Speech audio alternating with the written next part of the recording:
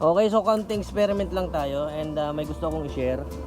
Bumili ako nitong Turco na rust converter. Mura lang ito, nasa 200 piso lang ito. Yan. So bumili ako nito, tambutyong ito, Creed, open pipe, open spec. Bali, nabili ko siya ng 500 pesos. Sobrang kalawang niya, sobrang dumi. Ngayon, wala akong ginagawa kundi maglagay ng rust converter. Nag-spray lang ako ng konting ganyan. Yan. Tapos brush lang. Kita nyo naman, yan yung mga napatakan, no? Kita nyo naman, no? Kitang-kita nyo naman. Kitang-kita sa ebidensya. Wala ka nang ginagawa. Ganyan lang, punas-punas ka lang. Ayan, no? Ito nga, maputi na eh. Oh, nawala na yung kalawang niya. So ginamit siya nung New Year, siguro nagbomba-bomba, nasunog hanggang dito, tindi oh. Ngayon, pinahiran ko ng rust converter. Dito ko nilagay sa spray. Oh, rust converter. Dito ko nilagay. Yan. Punas-punas lang. Kasi masyado siya malaki. Unti-unting namamatay yung mga kalawang, lumalabas yung tunay na kulay. Ngayon, sa sobrang sunog niya, ayan o, parang siyang titanium. Okay na to. Ayan, katulad niyan, ayan o. Namuti na itong part na yan. Sa mga ano dyan, sa mga kinakalawang na tambutso, bili lang kayo nito. Turco rust converter. Kung tamad kayong magpabating, ganyan lang ang katapat niyan. Ganto-ganto ka lang, punas ka lang ipunas. Ayan o, yung mga... Ayan, ito yung mga kalakalawang. Puti talaga, yan o, kita nyo naman o.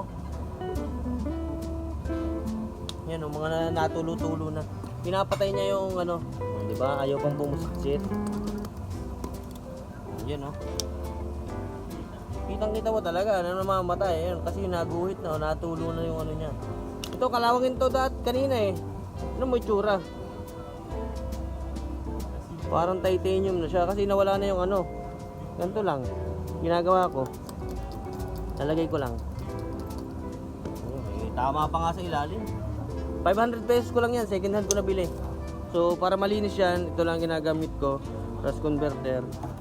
And yan kasi salpak natin dito. Pabuo na. Konti na lang. O ha? Konti na lang, pabuo na. Tulad yan. Rust converter agad yan. Oh, talagang pagkapunas mo. Oh. Matindi. Okay, so sana may naitulong itong video na to. Bili lang kayo nitong rust converter Turco sa mga ano ito, hardware, nakakabili sa hardware. Kung gusto nyo bumalik alindog yung inyong tambutso, yan lang katapat niyan. Alright. Okay, so after 5 minutes ng pagbabad natin, ganyan na ang itsura niya. Ayan oh, namamatay na yung ibang kalawang. Wala tayong ibang ginawa dyan, kundi pahid-pahid lang. Ito, rust converter. So spray lang, tapos pinapahid lang natin. Tingnan nyo mabuti kung anong ginagawa niya, ha. Itong ibabaw, ito yung pinaka logo. Ayun oh, halos matunaw na yung ano. Yan, kung napapansin nyo, yan, kalawang yan, may mix ng kalawang yan. Yan. Tinatanggal talaga niya. Ibababad nyo lang ng konti, tapos konting punas-punas lang. Ayan o. Yan, kalawang yan. Nakasama yung rust converter. Tingnan natin ito. O, ayan o. Diba? Namamatay talaga siya. Ayan o, bubo. Ayan, tingnan natin kung matatanggal siya. Yan, o, diba? Matatanggal yung kalawang. Sa tambutso pala, pwede pala ito, stainless. Ayan, balik alindog program. Ibabad na, ito mga ito, binabalik ko lang kasi sayang naman. Ipahid ko. Tapos pagkatapos ito, banlaw na lang ng tubig. Ayan, tingnan natin itong kabila. Ayan, tunaw na rin. Tunaw na mga, ayan, ang kalawang oh. Laglagan. Spray lang yan, at saka ito, brush lang. Brush 3 times a day. Ayan oh, kalawang. Mamatay. So ibabad nyo lang.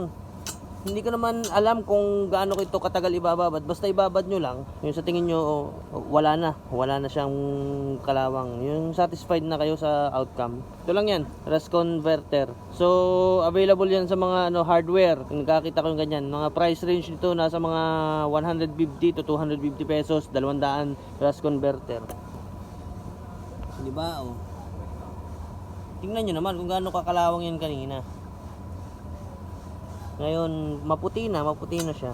So, kunting babad pa, siguro mga 10 minuto hanggang 15 minutes pa. Wala na yung mga yan. Alright.